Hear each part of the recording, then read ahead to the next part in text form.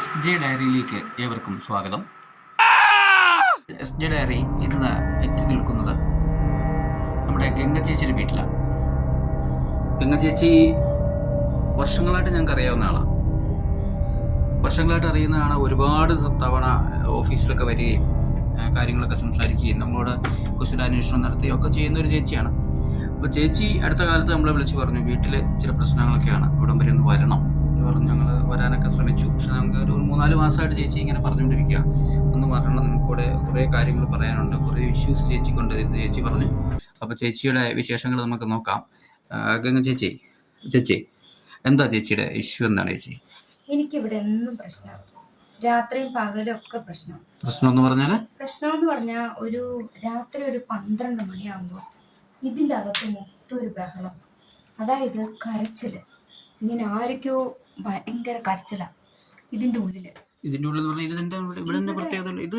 ഇത് താമസിക്കുന്ന റൂം അല്ലേ? ഇത് താമസിക്കാറില്ല, ഇവിടെ ആരുമില്ല. ഈ റൂം പൂട്ടിയിട്ടേക്കുക, ഇത് പൂട്ടിയിട്ടേക്കാണ്, ഈ റൂമും പൂട്ടിയിട്ടേക്കാം. ഞങ്ങൾക്ക് ഇതിന്റെ അപ്പുറത്താണ് ഞങ്ങൾ താമസിക്കുന്നത്. പക്ഷെ രാത്രിയാകുമ്പോ ഈ 2 റൂമിലും ഭയങ്കര ബഹളം, ഭയങ്കര കരച്ചില്. ഈ 2 വാതിലും കിടന്നിങ്ങനെ മുട്ടലാണ്, അതായത് വാതില് തുറക്കുന്നു. അപ്പൊ നമ്മുടെ എഴുന്നേറ്റ് വന്ന് നോക്കുമ്പോ ഇതിന്റെ അകത്ത് ആരുമില്ല.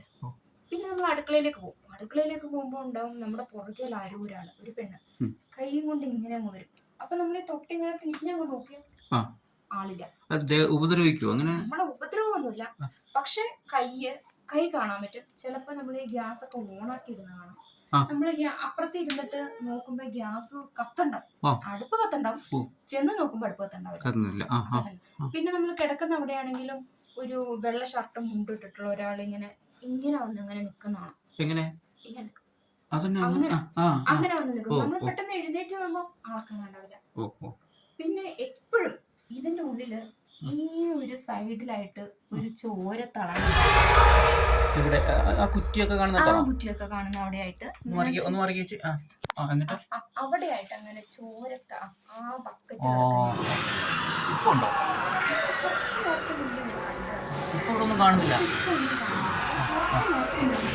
സംഭവിച്ചതുപോലെ ചോര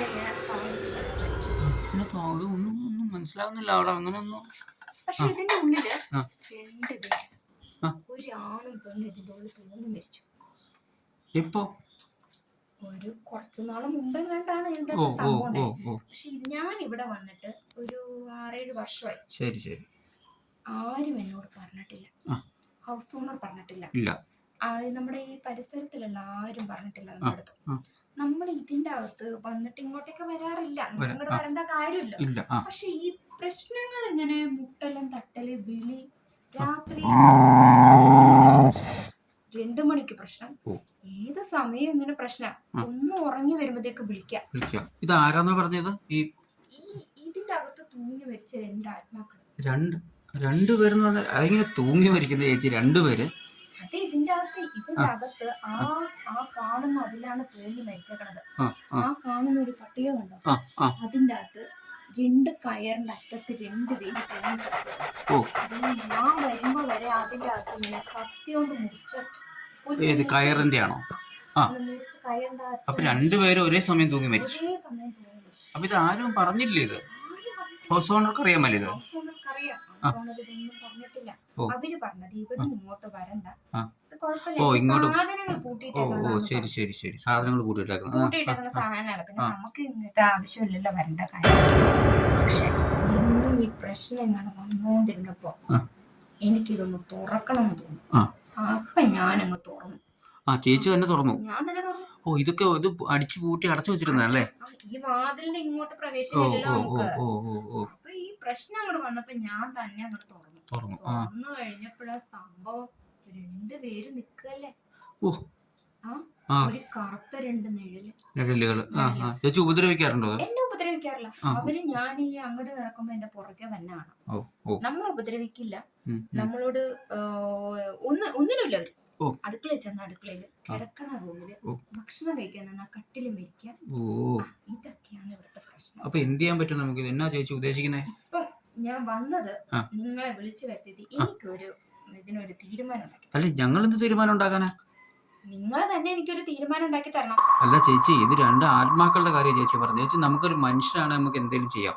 ഇപ്പം ഇവിടെ ആരെങ്കിലും ഒക്കെ ഉണ്ടെങ്കിൽ നമുക്ക് പറയാം, അല്ലെങ്കിൽ സ്റ്റേഷനിൽ പറയുകയോ ഒക്കെ ചെയ്യാം. അല്ലാണ്ട് ഇപ്പോൾ ചേച്ചി പ്രശ്നം തീർക്കണമെന്ന് പറഞ്ഞാൽ ഞങ്ങൾ എന്ത് വെച്ച് സ്റ്റേഷനിൽ പ്രശ്നം തീർക്കാൻ? അല്ല, ഞാൻ ചോദിക്കുന്നത് ചേച്ചി വിളിച്ചു വരുത്തി സമ്മതിച്ചു. ആ ചേച്ചിയുടെ ഒരു പ്രശ്നം കണ്ടപ്പോൾ ഞങ്ങൾക്കൊരു ഇത് തോന്നിയത് കൊണ്ട് അങ്ങ് വിളിച്ചു വരുത്തിയതാ. പക്ഷെ എന്ന് വെച്ച് ചേച്ചി അങ്ങനെ ഒന്നും പെട്ടെന്ന് പറയരുത്. നമുക്ക് എന്നതാ ചെയ്യുന്നത്, അങ്ങനെ പറയാൻ പറ്റുമോ? അങ്ങനെ പറഞ്ഞ കാര്യമില്ല, എനിക്ക് ഇതിനൊരു തീരുമാനം ഉണ്ടാക്കി തരണം. നമുക്ക് ഇതിനകത്ത് ചെയ്യാൻ പറ്റും, നമുക്ക് സ്റ്റേഷനിൽ പറയാം അല്ലേ? സ്റ്റേഷനിൽ നമ്മൾ പറഞ്ഞു നോക്കാം. എന്നിട്ട് അവിടെ എന്തെങ്കിലും അല്ലെങ്കിലും അതിൻ്റെ ചേച്ചി അങ്ങനെ ഇങ്ങനെ ചേച്ചി സ്റ്റേഷനിൽ പറയുന്നത് നമുക്ക് ആർക്കെതിരെ കേസ് എടുക്കാൻ പറ്റും ചേച്ചി? ചേച്ചി പ്രേതം വരുന്നെന്നും പറഞ്ഞ് കേസ് എടുക്കാൻ പറ്റും ചേച്ചി? എന്നീ പറയുന്നത് ഉള്ളതാണോ ഇത്? ഉള്ളതാണ്, പിന്നെ ഞാൻ നുണ പറയോ? എന്നാലും അല്ല ചേച്ചി നുണ പറഞ്ഞല്ല, സാധാരണ ആൾക്കാർ പറയുന്നതല്ല ഇപ്പൊ ചേച്ചി പറയുന്നത്. അപ്പൊ പിന്നെ നമ്മൾ എങ്ങനെ അതിനൊന്ന് ആൾക്കാരോട് പറയാനൊരു സാധനം വേണ്ടേ? ഉണ്ട്, ഇതിന്റെ അകത്തുണ്ട്.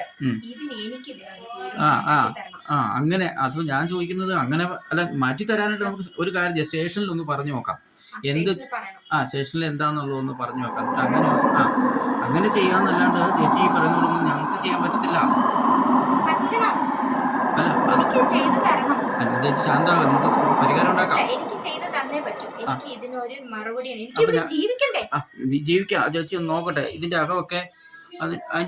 അതിന്റെ അടുത്തേക്ക് അപ്പൊ ഇതന്നെ ഇവിടെയൊക്കെ കാണുന്ന ഓരോ എന്താ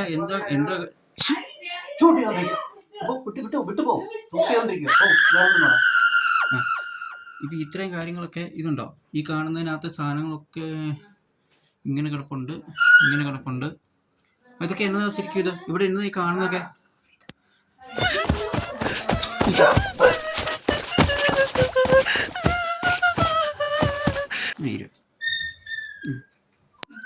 അപ്പൊ എന്നാണ് ഉദ്ദേശിക്കുന്നത്? അപ്പൊ നമുക്കൊരു കാര്യം ചെയ്യാം, ഈ സ്റ്റേഷനിലൊന്ന് വിളിച്ചു പറഞ്ഞ് നമുക്കൊന്ന് കാര്യങ്ങൾ ആൾക്കാരൊക്കെ ഒന്ന് വരാനുള്ള ക്രമീകരണമൊക്കെ ഞാൻ ചെയ്യാം.